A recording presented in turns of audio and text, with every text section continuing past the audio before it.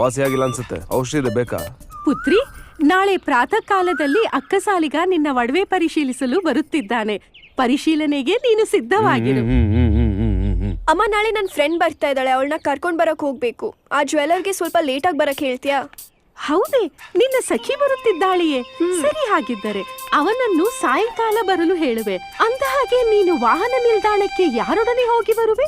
ಯಾಕ್ ಬೇಕಮ್ಮ, ನಾನು ಒಬ್ಳೇ ಹೋಗ್ತೀನಿ. ಪುತ್ರಿ, ನೀನು ವಿವಾಹವಾಗುವ ಬಾಲೆ. ವಿವಾಹದ ಸಮಯದಲ್ಲಿ ಒಬ್ಬಳೇ ವಿಹರಿಸುವುದು ಸಮಂಜಸವಲ್ಲ. ಅಮ್ಮ, ನಾನ್ ಕರ್ಕೊಂಡು ಹೋಗ್ತೀನಿ ಬಿಡು. ಸರಿ ಪುತ್ರ, ಮಾತೆ, ಎಂತಹ ಅನ್ಯಾಯ!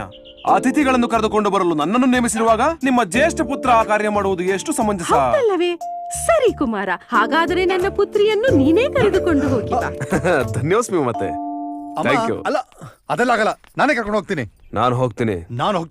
ನಿನಗ್ಯಾಕೆ? ನಾನು ಹೋಗ್ತೀನಿ. ನಾನು ಸ್ವಲ್ಪ ಸುಮ್ನೆ ಇರ್ತೀರಾ? ಬರ್ತಾ ಇರೋದು ನನ್ ಫ್ರೆಂಡು. ಯಾರನ್ನ ಕರ್ಕೊಂಡು ಹೋಗ್ಬೇಕು ಅಂತ ನಾನ್ ಡಿಸೈಡ್ ಮಾಡ್ತೀನಿ. ಅಣ್ಣನೇ ಬನ್ನಿ.